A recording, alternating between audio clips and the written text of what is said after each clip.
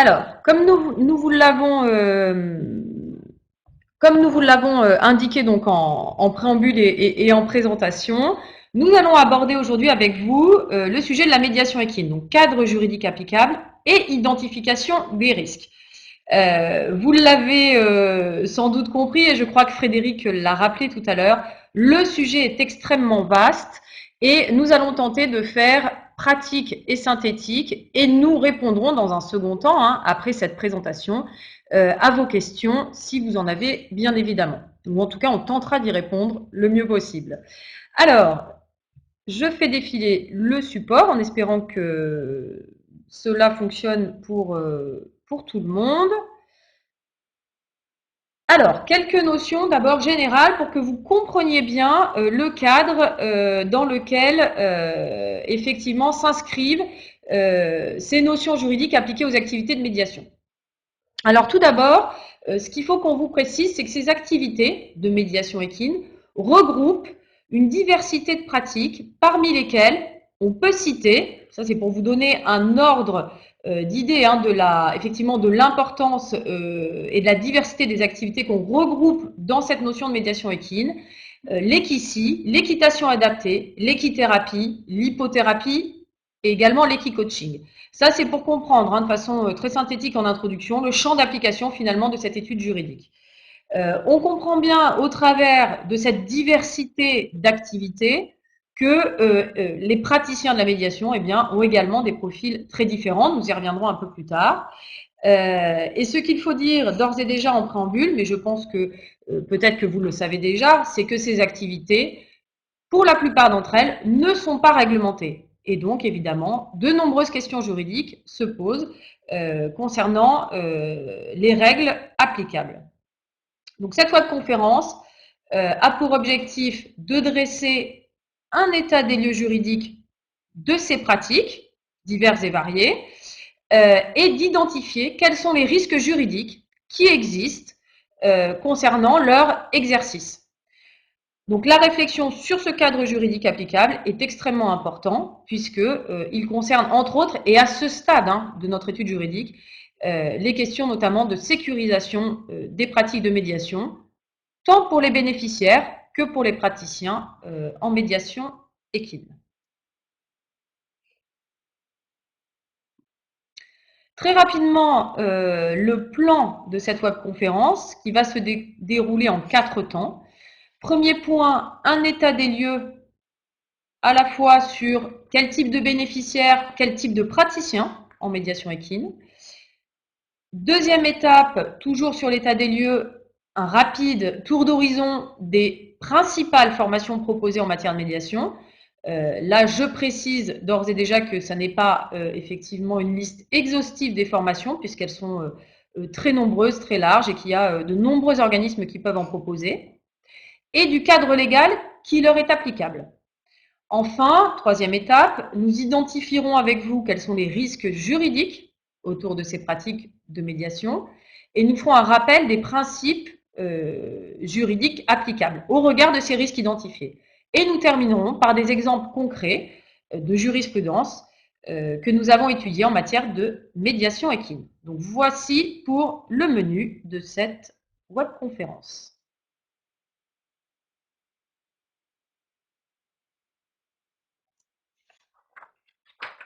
Alors très rapidement, quels sont les objectifs de cette étude menée donc par l'Institut du droit équin sous la houlette de l'IFCE et avec une équipe dédiée, un comité de pilotage qui regroupe un certain nombre de personnes et notamment des professionnels de la médiation équine et une équipe à l'Institut du droit équin qui travaille aussi très sérieusement sur cette étude en collaboration avec l'IFCE.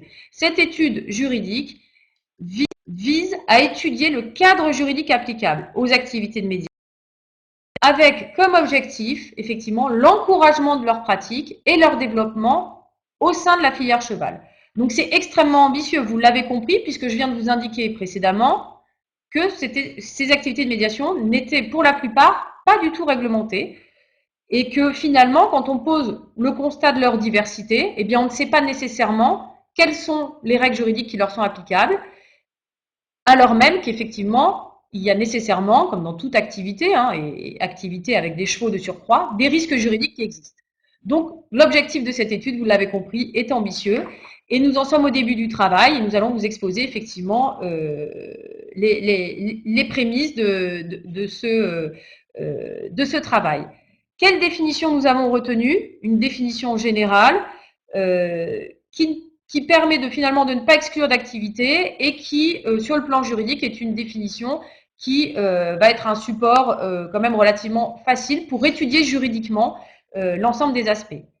La médiation équine est considérée comme un accompagnement avec un objectif qui peut être éducatif, thérapeutique, social, sportif ou managérial, s'appuyant sur des interactions entre les équidés et les personnes. Ça reprend ce qu'on vous a dit tout à l'heure et qu'on va développer un petit peu plus maintenant, effectivement de la diversité des pratiques, équitation adaptée, équithérapie, etc., etc. Alors, pour compléter effectivement notre définition générale et pour ensuite pouvoir travailler sur notre analyse juridique, nous avons, en introduction de notre étude, essayé de lister et de définir dans la mesure du possible les pratiques de médiation équine. Alors, la difficulté qui se pose, c'est qu'il n'existe pas de consensus sur ces définitions. Si vous êtes praticien de la médiation, vous devez effectivement savoir qu'il y a une multitude de pratiques, une multitude aussi de praticiens et de profils de praticiens, et également des bénéficiaires très différents. Donc, nous allons tenter de vous donner les définitions sur lesquelles nous nous sommes basés. Je vous rassure, si vous n'êtes pas forcément tout à fait d'accord sur ces définitions, ça ne remettra pas en cause l'analyse juridique qui va suivre et notamment l'identification des risques. Sachez simplement, pour être tout à fait précise, que ces définitions sont basées à la fois sur une étude juridique qui a été menée en 2019 par l'IFCE et qui recense l'intégralité, enfin en tout cas un maximum de pratiques de médiation.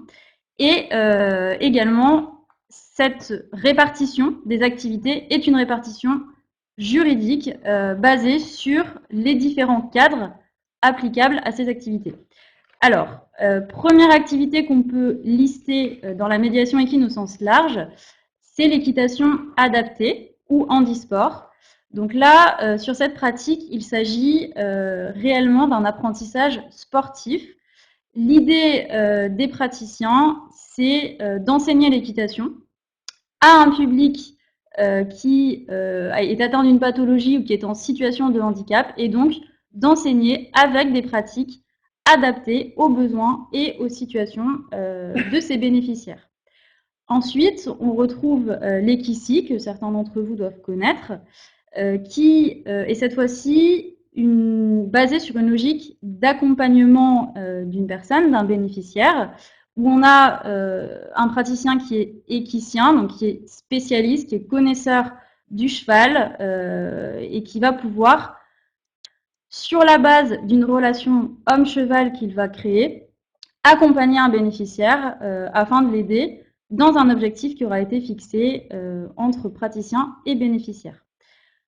Troisième pratique, l'équithérapie, qui là aussi est basée, mais comme toutes les activités de médiation équine, basée sur la relation, la construction et le développement d'une relation entre le cheval et le bénéficiaire. Et là, on est vraiment dans une logique, donc plus que l'accompagnement, on va vraiment être sur de la thérapie, comme le nom l'indique, avec en général l'intervention d'un spécialiste, d'un thérapeute au sens large, qui va, avec le bénéficiaire, fixer des objectifs et tenter, grâce au cheval, d'atteindre ces objectifs.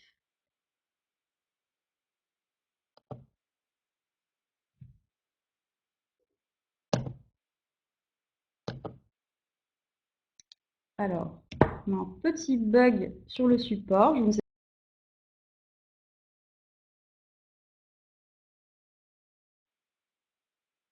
Alors, Laurie ou Claire avait un souci de connexion. Vous avez vu, elle a été éjectée.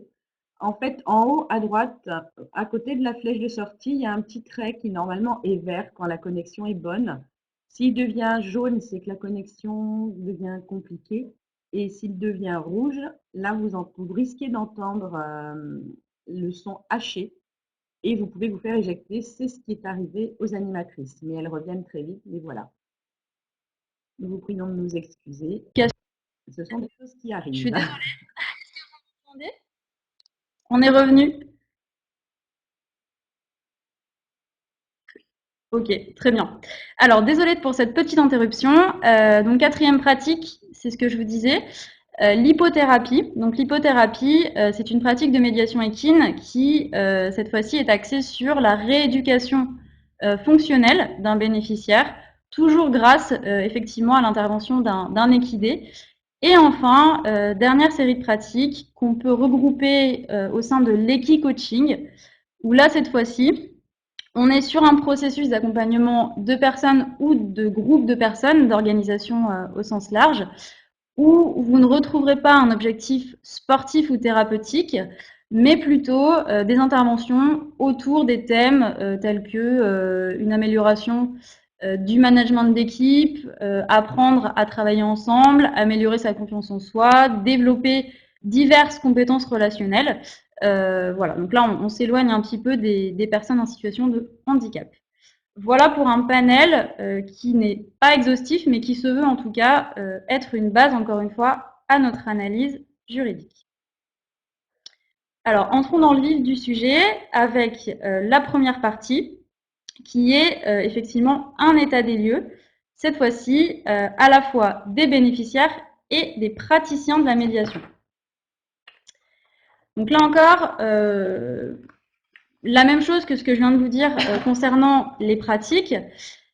L'idée de cet état des lieux est de poser une base à notre analyse juridique. Donc là, nous, effectivement, en tant que juristes, on essaie de raisonner au regard des règles applicables, on essaie de classifier, de poser vraiment une base, mais voilà, sachez qu'il est très difficile, étant donné que les praticiens eux-mêmes de la médiation sont, je vous l'ai dit, très divers, ont des pratiques diverses, que vous retrouvez des bénéficiaires divers, et du coup, qu'il n'y a pas réellement de consensus sur ce qu'on peut appeler, entre guillemets, le marché de la médiation équine en France.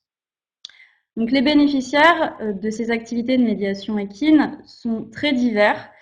Vous voyez sur l'écran une liste qui, là encore, n'est pas exhaustive, mais globalement, vous allez retrouver des enfants ou des adultes, des personnes qui sont en situation de handicap, handicap mental, handicap physique, qui souffrent de pathologies diverses, par exemple l'autisme, la maladie d'Alzheimer, des personnes qui ne sont pas en situation de handicap, mais qui ont une fragilité psychologique, donc qui ont vécu vraiment des choses très difficiles, comme un burn-out ou une dépression, des enfants qui présentent des difficultés d'apprentissage, etc., etc. Donc là, il est impossible de vous établir une liste précise, mais ça vous donne déjà, en tout cas, une idée assez, assez complète sur la question. Et encore une fois, on vous a remis la référence de l'étude dont je vous parlais tout à l'heure de l'Institut français du cheval et de l'équitation, qui est une analyse technico-économique des activités de médiation et qui vous dresse un panel beaucoup plus complet que ce qu'on a pu présenter aujourd'hui sur les activités de médiation, les bénéficiaires et les praticiens. Alors, de notre travail, on a tenté de dégager 4 grands profils de praticiens en médiation équine. Donc là encore, on a fait une classification parce qu'on était obligé de le faire et tout simplement parce qu'en fonction du profil dans lequel vous allez vous trouver, les risques juridiques associés vont être différents ou en tout cas vont être d'intensité différente.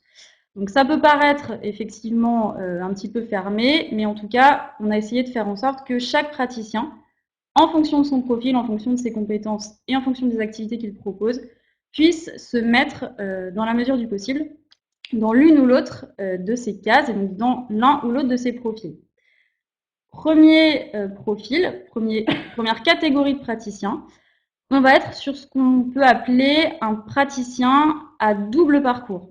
Donc c'est une personne qui propose des activités de médiation équine, mais qui, à la base, est à la fois une personne qui a un profil, entre guillemets, équestre, enseignement de l'équitation, et donc qui est titulaire d'un diplôme associé, et cette même personne a aussi un diplôme, soit dans le domaine de la santé, soit dans le domaine du médico-social. Donc finalement, il a déjà un bon bagage, entre guillemets, à la fois dans le domaine équestre et dans le domaine santé médico-social, et il va se spécialiser en suivant une formation en médiation équine. Deuxième profil, on est cette fois-ci sur des praticiens qui sont à la base des professionnels du cheval. Donc là, vous retrouvez toutes les personnes qui sont diplômées et qui sont du coup professionnels du cheval, donc qui ont un diplôme pour enseigner l'équitation, et qui décident de développer des activités en médiation équine, et généralement, du coup, de se former en suivant une formation complémentaire dans ce domaine. Troisième profil, les praticiens cette fois-ci qui sont à la base des professionnels du monde de la santé, du social, du médico-social ou du paramédical. Donc là, on va retrouver toute une série de professions potentielles, donc le médecin, l'infirmier, le psychomotricien, le kinésithérapeute, l'éducateur spécialisé, l'assistante sociale, etc., etc., qui eh bien, est également en général passionné de chevaux et qui va, en plus de ses compétences de départ, développer son activité en médiation équine. Et dernière catégorie de praticiens, le praticien cette fois-ci qui n'est pas titulaire d'un diplôme particulier dans l'un ou l'autre des domaines qu'on vient de citer, donc domaine équestre ou domaine santé médico-sociale, mais qui va suivre une formation en médiation équine et derrière qui va proposer des activités en médiation équine. Vous comprenez, juste pour être synthétique et assez clair sur ce sujet évidemment, vous comprenez bien que plus on va se retrouver dans une catégorie où on ne sera pas titulaire d'un diplôme reconnu par l'État, plus on sera derrière confronté finalement et exposé aux risques qu'on va évoquer dans la seconde partie.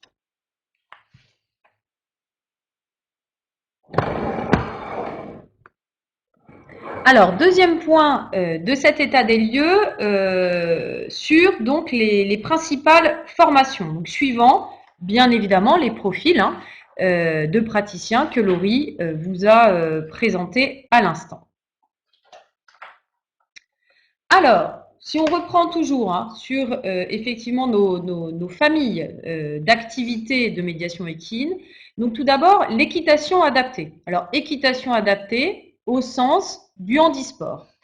Ici, l'équitation adaptée, lorsqu'elle est effectuée contre rémunération, est soumise à l'obtention d'un diplôme d'État, c'est-à-dire en général d'un brevet professionnel de la jeunesse, de l'éducation populaire et du sport, ce qu'on appelle en général un BPGEPS ou un DEGEPS, diplôme d'État également délivré en matière sportive, ou tout autre titre ou équivalent permettant effectivement d'avoir cette reconnaissance. En matière d'enseignement sportif et plus précisément d'enseignement de l'équitation, eh bien, il y a, ça c'est important de le noter et de le souligner dès à présent, des brevets fédéraux qui ne sont pas des diplômes obligatoires, qui sont donc des brevets facultatifs, proposés en l'occurrence par la Fédération française d'équitation, qui permettent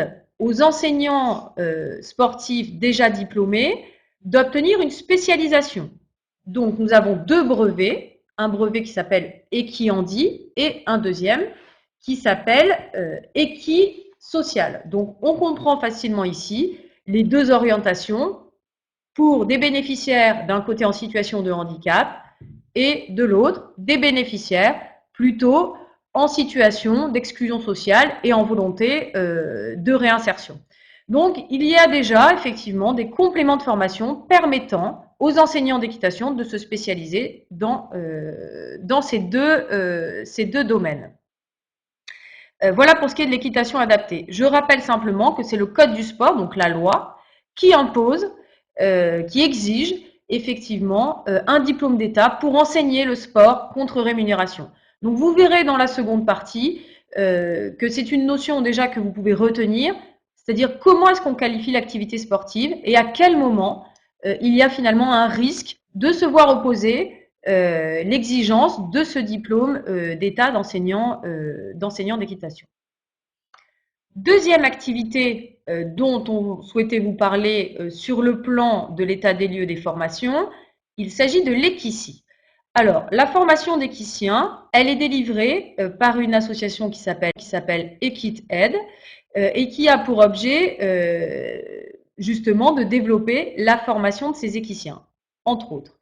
Elle a bénéficié de cette formation, il faut le souligner parce que c'est relativement important, de 2014 jusqu'à septembre 2020, de ce que l'on appelle une certification RNCP. Alors, cette certification RNCP, c'est une reconnaissance par l'État, c'est-à-dire que la formation d'équicien correspond à un titre reconnu et correspondant finalement à une attente du marché professionnel. Cela signifie qu'effectivement, de 2014 à 2020, le RNCP a considéré que la formation d'équicien permettait aux gens qui se formaient en équicie de remplir un besoin, une demande sur le marché professionnel. Voilà, donc c'est relativement important, ça permet quand même de dire qu'il y a un besoin en matière de médiation équine et notamment d'avoir du coup des professionnels qui sont formés avec des formations sérieuses correspondant à des critères permettant de retenir effectivement cette certification. Alors, elle n'a pas été renouvelée, cette certification. Pour autant, on comprend bien qu'il y a un besoin quand même important sur le marché. En matière d'équithérapie, alors ici on a diverses formations, de multiples formations même, qui sont délivrées par différents organismes. Donc on ne va pas rentrer dans le détail ici. Ce qu'on peut vous indiquer de façon très synthétique, c'est que ces formations s'adressent en général à différents publics, type professionnels de la santé, du médico-social ou du social, qui souhaitent se spécialiser et être formés en équithérapie. Ce qu'on a pu relever en étudiant divers programmes de formation proposés par ces organismes, c'est qu'elles sont planifiées sur plusieurs années, donc 2 ou 3 ans, hein, souvent, des formations quand même relativement longues, avec un volume d'heures de formation, vous le voyez, relativement conséquent, pouvant varier de 400 à 600 heures de formation.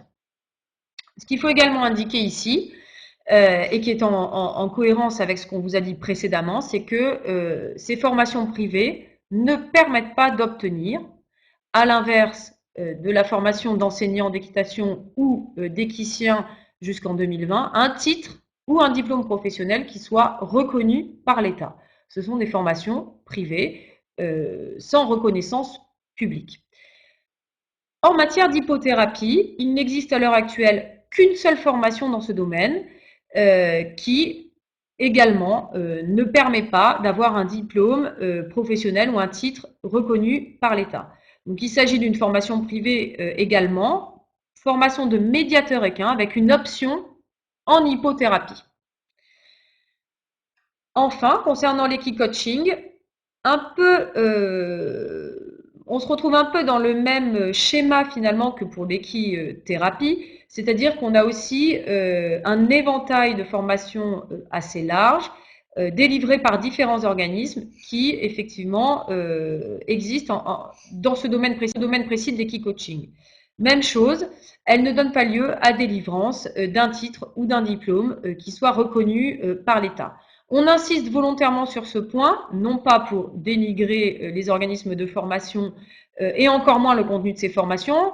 On a d'ailleurs insisté sur le fait qu'elles étaient longues, qu'il y avait un volume d'heures important et donc ce sont des programmes tout à fait construits et conséquents, mais simplement pour être en cohérence avec l'objet de notre étude qui est juridique, je me permets de le rappeler à nouveau, et qui vise à identifier des risques juridiques. Et donc là, le fil conducteur autour des formations, c'est de se dire, lorsqu'on a un diplôme reconnu par l'État, en effet, eh bien, on est protégé par cette reconnaissance. Alors que si eh bien, on a une formation qui est délivrée par un organisme privé sans cette reconnaissance, eh bien, nous n'avons pas nécessairement cette cette reconnaissance, et donc on a un risque juridique de se voir requalifié dans un cadre légal qui existe par ailleurs. Alors je vois une petite question, c'est pas le temps des questions, mais effectivement, la formation de médiateur équin par la FFE n'est pas reconnue par l'État. Non. La formation de médiateur équin de la FFE, c'est une formation privée délivrée par la fédération qui a une étiquette également d'organisme de formation privée, mais ça ne donne pas lieu à délivrance d'un diplôme d'État. Voilà.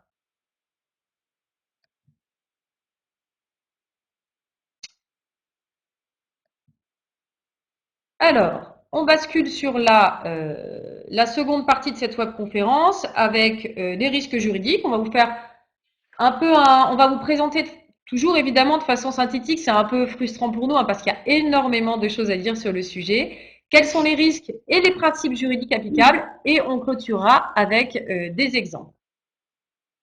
Alors, de façon relativement succincte, le premier risque juridique, vous le comprenez, quelle que soit finalement la pratique de médiation, le profil du praticien, le profil du bénéficiaire et l'objectif poursuivi, le risque auquel on pense en tout cas en premier, c'est le risque d'accident. C'est-à-dire que le bénéficiaire, par exemple, va faire une chute et s'accidenter dans le cadre de la pratique. Que fait-on? Quelles sont les règles juridiques applicables à ce cas de figure? Ici, on vous rappelle deux principes essentiels en matière de droit de la responsabilité. Le premier étant celui de la responsabilité civile contractuelle.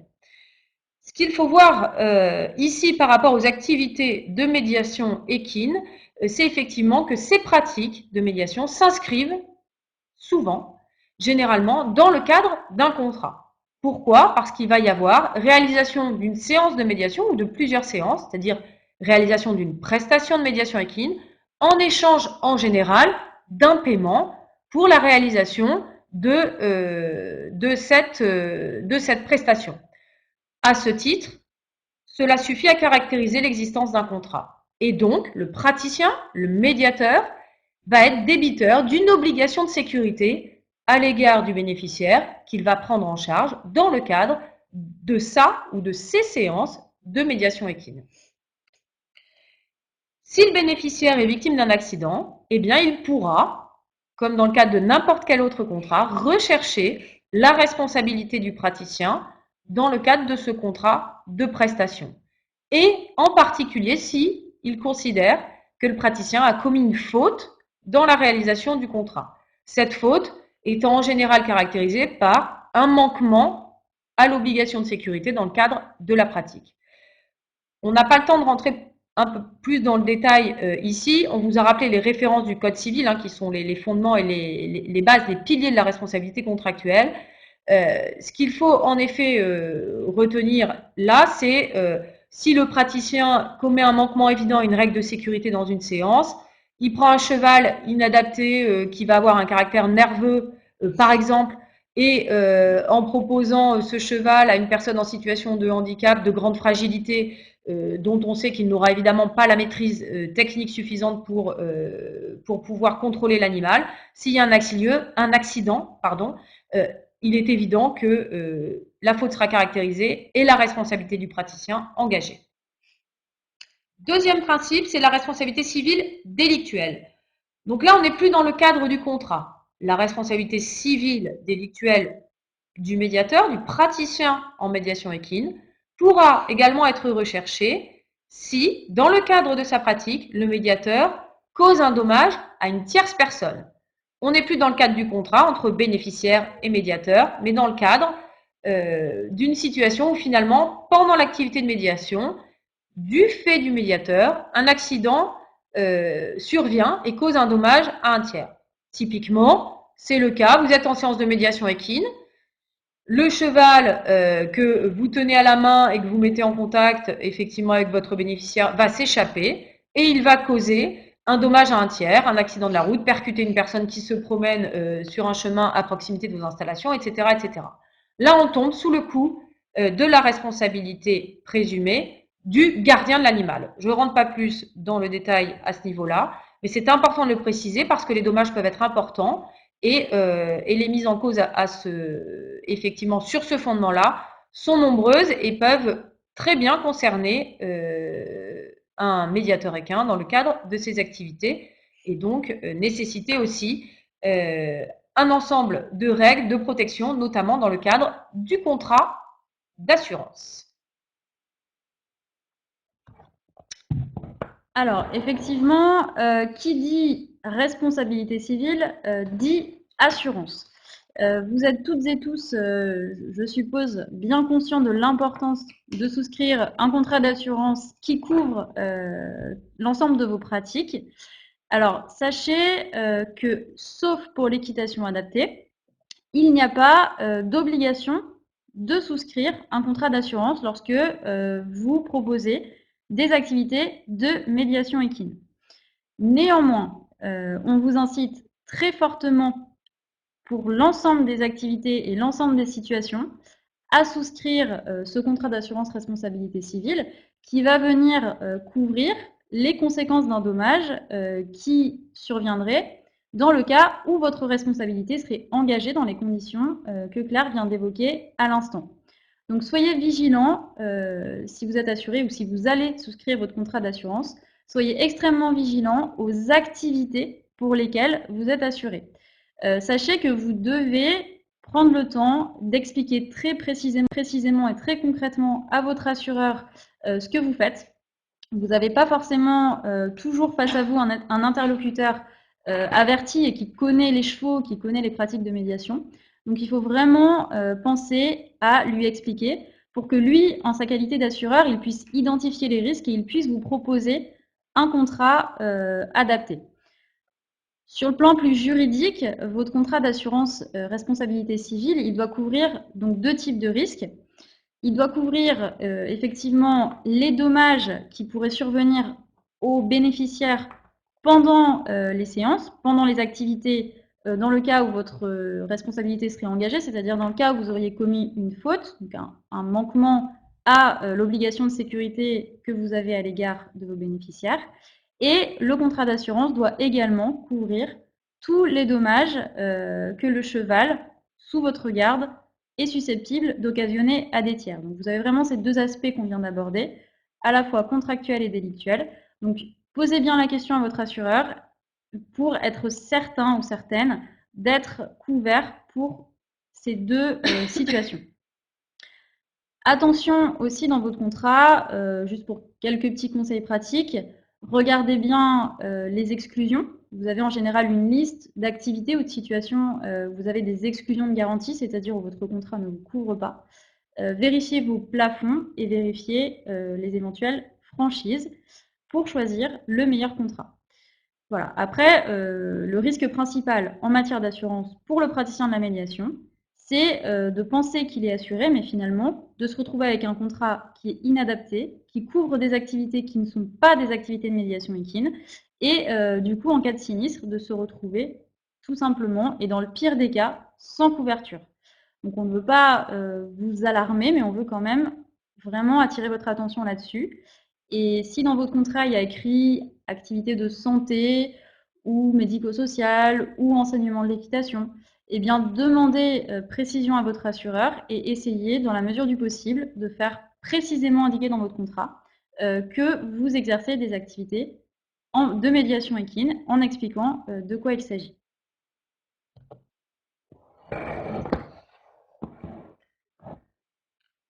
Alors, dans la continuité du risque assurantiel que vient de vous présenter Laurie, et rapidement, parce que je vois que la montre effectivement tourne et qu'on parle beaucoup et on voudrait bien pouvoir répondre aussi à vos questions.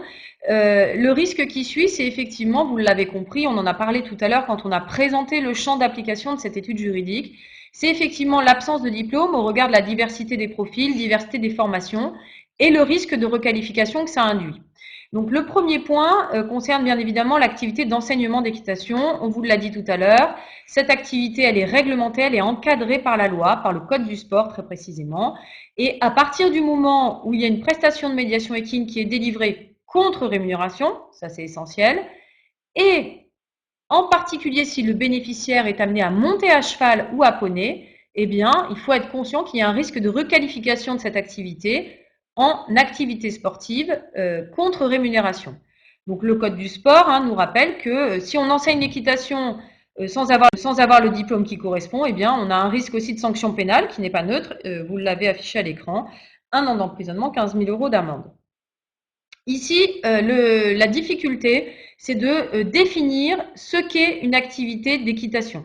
C'est-à-dire à quel moment on entre finalement dans le champ d'application du code du sport en disant cette activité, c'est une activité d'enseignement sportif contre rémunération, et au contraire, celle-ci, on va considérer que ça n'en est pas, et donc que le cadre légal du code du sport ne s'applique pas. Pour l'instant, la distinction, effectivement, qui nous est apparue comme étant une distinction opportune, il n'y a pas de définition juridique de l'acte ou de l'activité d'équitation en tant que telle, c'est de distinguer l'activité montée ou l'activité à pied autour de l'équidé. Donc, je ne vais pas avoir le temps, malheureusement, de rentrer plus dans le détail ici, mais ce qu'il faut retenir, c'est que si l'activité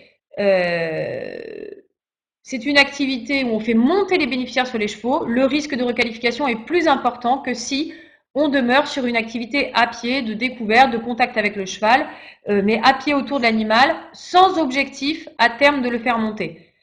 La difficulté qu'on a ici, c'est que il y a également au sein des activités proposées dans toutes les spécificités des enseignants d'équitation, une montée en puissance des activités éthologiques qui connaissent effectivement un franc succès dans les établissements équestres, qui sont enseignés également par des moniteurs d'équitation diplômés avec des spécialités, et où là on est aussi sur une activité à pied qui rentre quand même dans le champ d'application des activités sportives. Donc vous comprenez bien qu'ici on est sur un sujet extrêmement délicat où il n'est pas évident de définir, de faire le distinguo entre tout ça. En tout cas, ce qui est certain, c'est que le risque est beaucoup plus important si on fait monter les bénéficiaires sur les chevaux, et si on est effectivement sur un travail à pied où on cherche uniquement un contact, un rapprochement avec l'animal dans un objectif thérapeutique, de bien-être, etc., on aura sans doute plus de chances de pouvoir mettre en avant le fait qu'on n'est pas dans le cadre, ou en tout cas soumis aux exigences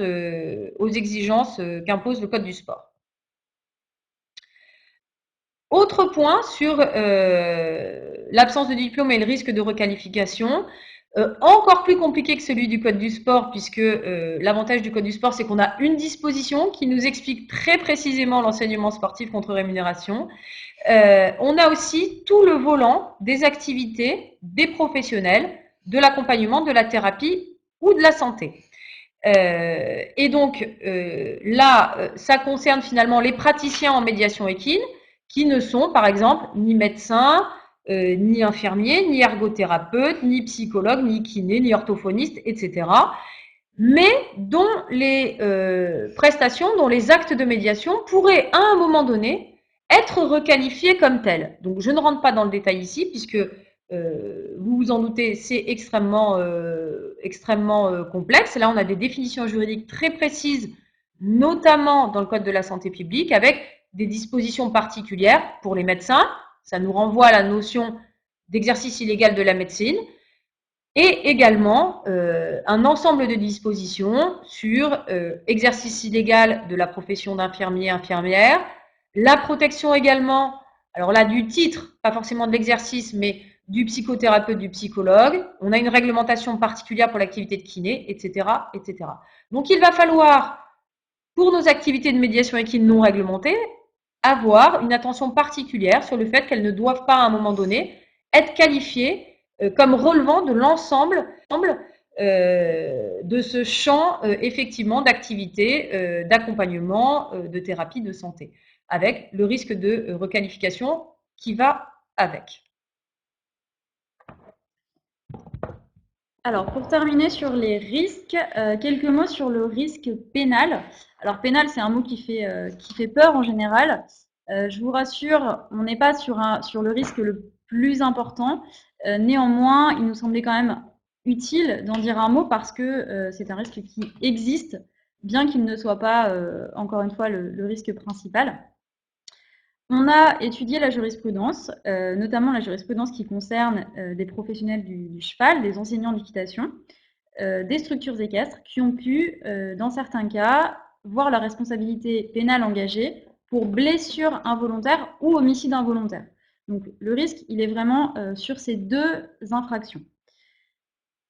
Ces jurisprudences semblent transposables aux praticiens en médiation équine et donc on souhaitait vous alerter sur ce point et vous dire attention, attention à la façon dont se déroule votre séance et attention à ne pas commettre de fautes, d'imprudence qui derrière pourraient vous amener à être condamné sur le plan pénal. On est évidemment sur des situations très particulières, dramatiques et j'ai envie de dire extrêmes. Donc ça reste relativement rare. On sera sur une condamnation pour blessure involontaire ou homicide involontaire à 3 conditions. Une faute, un résultat dommageable, c'est-à-dire la blessure, les blessures ou la mort, et un lien de causalité.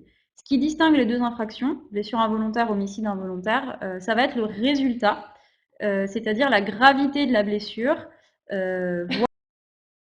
Comme vous voyez, on peut arriver jusqu'au décès. Et du coup, évidemment, de cette gravité, vous allez avoir des sanctions qui sont différentes. Il y a une échelle de sanctions.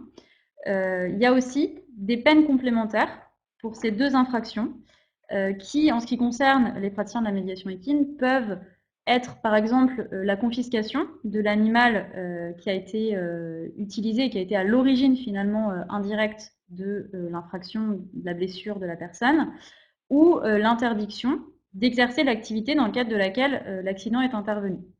Donc attention, effectivement, si on arrive à ce stade-là. Donc je vous rassure sur la faute qui va pouvoir entraîner ce type de condamnation. En général, on va être sur ce qu'on appelle une faute qualifiée sur le plan pénal, parce que le praticien de la médiation équine ne va pas être directement à l'origine de la blessure ou du décès. C'est pas lui qui va blesser, donner un coup de poing pour schématiser ou qui va tuer le praticien, bien évidemment, mais c'est en raison d'une faute finalement indirecte qu'il va occasionner les blessures ou l'homicide. Et c'est cette faute indirecte, cette faute qualifiée qui va pouvoir entraîner sa condamnation. Pour vous donner des exemples très concrets, sur les fautes qui sont concernées, ça va être en général 2 types de choses.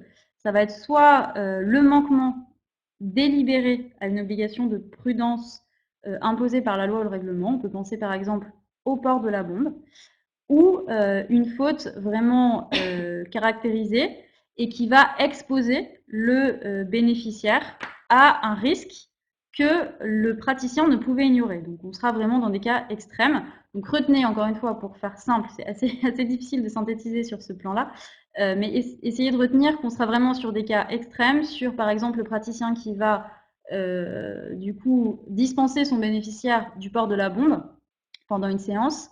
Ça va être aussi parfois le choix d'une monture inadaptée, mais vraiment on va aller jusqu'à l'extrême, comme par exemple le fait de confier un jeune étalon à un bénéficiaire en situation de handicap qui n'a aucune autonomie sur l'animal.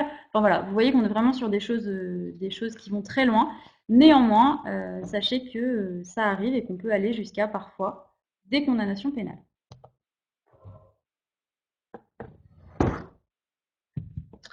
Alors, dernier point de cette webconférence, on va vous présenter avec Laurie 2 exemples de jurisprudence qui ont été rendus en matière de médiation équine. Donc, qui sont des illustrations finalement de ce qu'on vient d'exposer en termes de risques juridiques.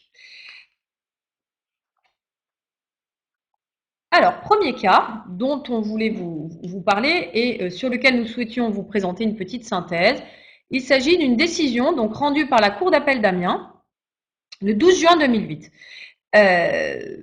Ici, nous nous trouvons donc avec Monsieur B qui est donc atteint de trisomie 21 et qui est pris en charge dans le cadre de sa pathologie par une institution spécialisée. Avec cette institution, il est inscrit et il pratique de l'équithérapie dans un centre équestre. Donc on comprend bien le contexte. Monsieur B, donc dans une institution donc médico-sociale adaptée à ses besoins, s'inscrit donc dans une pratique d'équithérapie avec un centre équestre qui a effectivement formalisé avec l'institution. Le cheval, ce jour-là, qui est monté par Monsieur B, se cabre et ça entraîne évidemment la chute de Monsieur B. Cette chute occasionne malheureusement une paraplégie totale, puis quelques mois après, le décès de la victime. Donc la maman de Monsieur B recherche la responsabilité du praticien en médiation, à savoir, en l'espèce, l'enseignant d'équitation, qui, au moment de l'accident, était le référent présent dans le manège aux côtés de Monsieur B. Ce dernier donc a été reconnu responsable de l'accident, le juge ayant notamment relevé qu'il n'est pas, pour un professionnel de l'équitation, imprévisible qu'un cheval soit effrayé pendant une séance. L'institution de prise en charge de Monsieur B, bien qu'elle soit co-organisatrice de cette activité d'équithérapie, donc je vous passe les détails, c'est-à-dire qu'il y avait une convention finalement entre l'institution, le centre équestre, qui définissait comment les séances devaient se dérouler, quels étaient les objectifs, combien de séances, sur combien de temps, voilà, avec effectivement des objectifs définis entre le centre équestre et l'institution pour effectivement apporter à la fois du bien-être et tenter d'améliorer évidemment la situation de ce monsieur. L'institution, donc bien que co-organisatrice de l'équithérapie, elle voit sa responsabilité écartée. Ce que je vous précise ici, c'est que la mère de la victime, donc la mère de Monsieur B, avait également engagé un recours contre l'institution. Mais le juge a décidé d'écarter cette responsabilité puisque, au moment de l'accident, l'institution ou le représentant de cette institution n'était pas en mesure d'exercer un quelconque contrôle sur le cheval. Donc, à ce titre, le juge a considéré que c'était un argument suffisant pour retenir uniquement la responsabilité du centre équestre qui accueillait l'activité, proposait effectivement ses équidés pour participer à ces activités de médiation équine. On retient ici tout simplement la faute de l'enseignant d'équitation, qui aurait dû, selon la Cour d'appel d'Amiens, être plus vigilant, sachant qu'il s'agissait effectivement de cavaliers en situation de handicap qui n'ont pas réellement un rôle actif sur leur monture et donc ne sont pas en mesure de pouvoir les contrôler, ni même parfois d'avoir une réaction adaptée lorsque le cheval va avoir une réaction un peu imprévisible. Donc ici, le centre équestre est condamné à près de 270 000 € de dommages et intérêts à l'issue de cette procédure.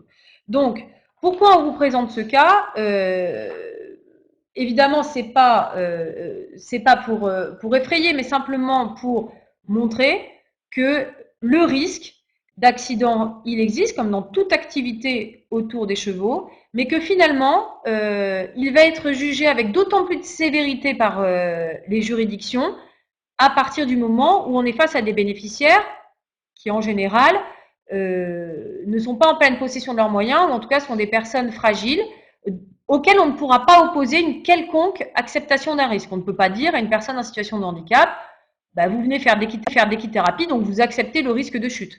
Ça, c'est un argument qu'on peut retrouver très fréquemment dans les accidents d'équitation, mais qui ne sera évidemment pas acceptable dans ce cas-là. Voilà, donc ici, ce contentieux il a été arbitré de cette façon-là avec une responsabilité pleine et entière du centre équestre, condamné effectivement à un montant extrêmement lourd de dommages et intérêts. Donc là, ça me permet de rebondir sur ce que Laurie vous a présenté tout à l'heure, à savoir l'importance de l'assurance. C'est-à-dire que si on n'a pas un contrat d'assurance adapté avec un montant de couverture qui correspond au risque de l'activité, eh bien, on peut se retrouver dans une situation, bien évidemment, extrêmement périlleuse. L'avantage du centre équestre, c'est que c'est une structure sportive, avec évidemment des intervenants à l'intérieur qui sont en général titulaires des diplômes d'État exigés et avec des assurances responsabilité civile qui correspondent à un cadre légal qu'on connaît parfaitement et pour lequel l'assureur va avoir un contrat préétabli extrêmement facile. Et donc avec une couverture assurantielle qui va fonctionner. Donc ici, pas de difficulté quant à la prise en charge du dommage subi par la victime. Si on le transpose à un médiateur, un praticien de la médiation équine qui n'est pas enseignant d'équitation, travaille seul et a une formation privée lui ayant donné un certain nombre de compétences, mais qui n'a pas la couverture assurantielle suffisante, évidemment, eh bien, on peut comprendre un peu la difficulté dans laquelle il se retrouverait et également la difficulté dans laquelle pourrait se retrouver la victime. Voilà. Deuxième cas que Laurie va vous présenter immédiatement. Vous verrez, la solution est un petit peu différente de celle que je viens de vous exposer. Alors, il s'agit cette fois-ci d'un arrêt de la Cour d'appel de Paris qui a été rendu en janvier 2004.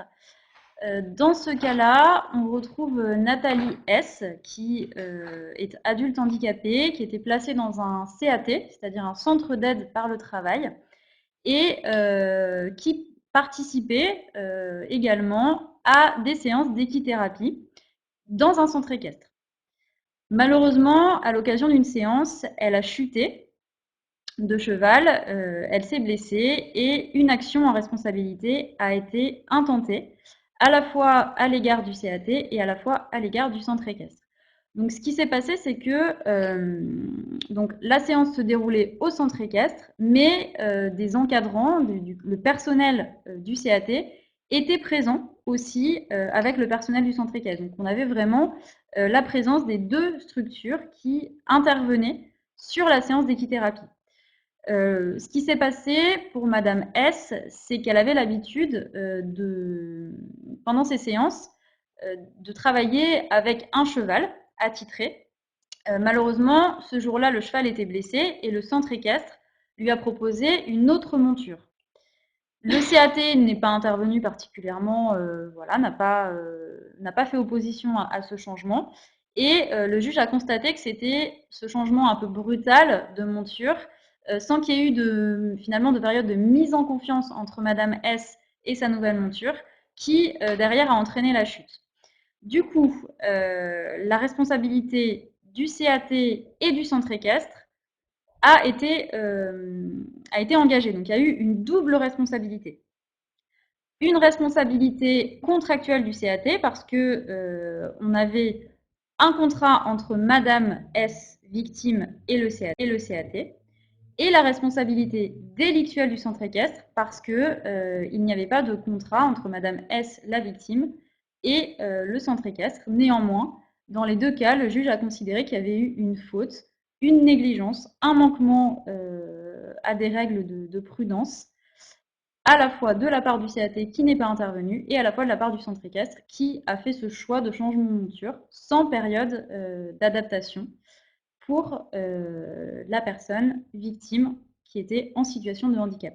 Donc là, vous voyez que cette décision, elle vient confirmer ce que vous avez vu sur la décision précédente, que lorsqu'on a une victime qui est finalement en situation de handicap, eh bien le juge va être encore plus sévère finalement vis-à-vis des intervenants, alors que ce soit une institution dans laquelle la victime est placée ou que ce soit le centre équestre qui organise l'activité, tout simplement parce que la victime n'a pas la possibilité d'avoir la maîtrise de sa monture. Elle est finalement une personne en situation de passivité et une personne qu'il faut, j'ai envie de dire, d'autant plus protéger et avec qui il faut être encore plus vigilant. Donc, le risque de mise en cause de responsabilité va être effectivement accru dès lors que vous êtes face à une victime qui est en quelque sorte une victime qu'on peut qualifier de fragile du fait de sa situation.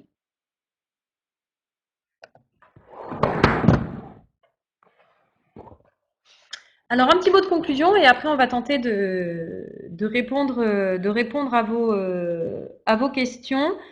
Très rapidement, ce qu'il faut retenir effectivement de cette webconférence, c'est effectivement des activités de médiation équine avec des profils de praticiens, des profils de bénéficiaires effectivement très divers, ça vous l'avez compris, puisqu'on passe du handisport à l'équicie, avec donc un équicien qui est un spécialiste effectivement du cheval et de la communication interespèces, au thérapeute qui va proposer une activité d'équithérapie et enfin vers l'équicoaching. Donc on comprend effectivement la diversité, la multiplicité des profils et donc des bénéficiaires qui vont avec. Des activités de médiation équine qui pour la plupart ne sont pas réglementées, hormis effectivement équitation adaptée au sens du handisport, puisqu'on est dans le cadre du code du sport, ça vous l'avez bien évidemment précisément identifié.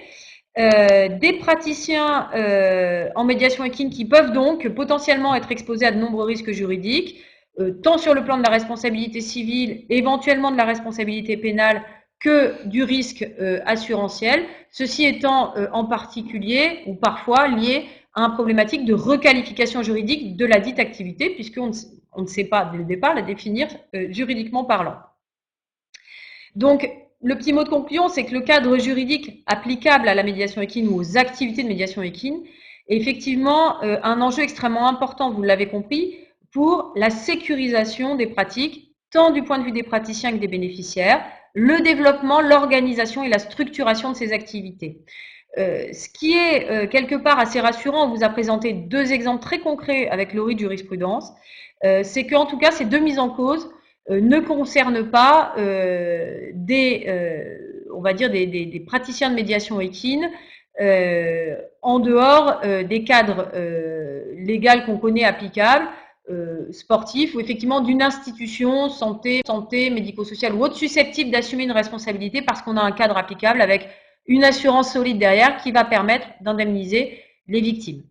Voilà, donc ça c'est plutôt rassurant parce que ça veut dire qu'il y a des praticiens sur le terrain et que pour l'instant, il n'y a pas de contentieux. Donc ça c'est plutôt rassurant dans le sens où même si sur le plan juridique on ne sait pas trop dans quel cadre ça s'inscrit toujours, quelles sont les règles applicables, bien qu'on ait beaucoup avancé et qu'on ait identifié les risques avec vous aujourd'hui sur cette webconférence, pour l'instant, pas de contentieux grave à déplorer dans cette matière. Et ça, c'est un point concret que je souhaitais rappeler qui est quand même extrêmement rassurant. Voilà ce qu'on voulait vous dire en conclusion. Donc très brièvement, avant de passer aux questions, un petit point rapide, vous l'avez affiché à l'écran, je ne rentre pas plus dans le détail. C'est les prochaines webconférences qui vous sont proposées donc, par l'IFCE. Ce jeudi sur la génétique, mardi prochain sur les intoxications alimentaires des équidés et le jeudi 14 sur la thermographie et le cheval. Voilà, donc autant de sujets passionnants qu'on peut retrouver dans le cadre de ces webconférences.